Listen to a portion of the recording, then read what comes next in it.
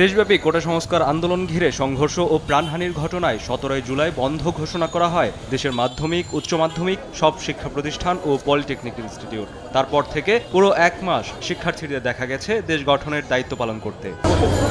4 August থেকে দেশের সব সরকারি প্রাথমিক বিদ্যালয়ের ক্লাস শুরুর কথা থাকলেও দেশের পরিস্থিতির কারণে তা বন্ধ করা হয়। 7 আগস্ট থেকে আবারও শিক্ষা প্রতিষ্ঠান খুলে দেওয়ার সিদ্ধান্ত হয়, কিন্তু উদ্ভূত পরিস্থিতিতে শিক্ষা প্রতিষ্ঠানগুলোয় তেমন একটা পাঠদান হয়নি। অবশেষে সংকট কাটিয়ে এক মাস পর পুরোদমে শুরু হয়েছে শিক্ষা কার্যক্রম।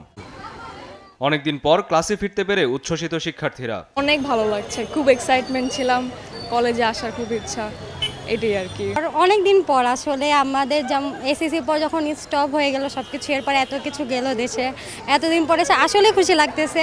অনেকদিন পর আসছি, প্রায় মোটামুটি অনেকদিন গ্যাপ ছিল, আর আমাদের কলেজ তো অনেকদিন পরে খুলছে।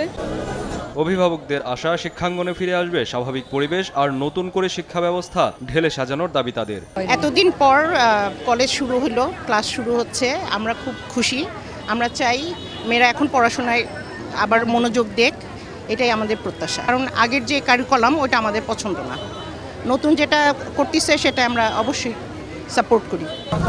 ইতিহাসের বাঁক বদলে দিয়ে ক্লাসে ফিরেছেন শিক্ষার্থীরা। ক্ষমতার পালাবদলে নতুন করে কেউ যেন সংঘাতে জড়িয়ে না পড়ে সেদিকে সতর্ক থাকার আহ্বান শিক্ষার্থীদের।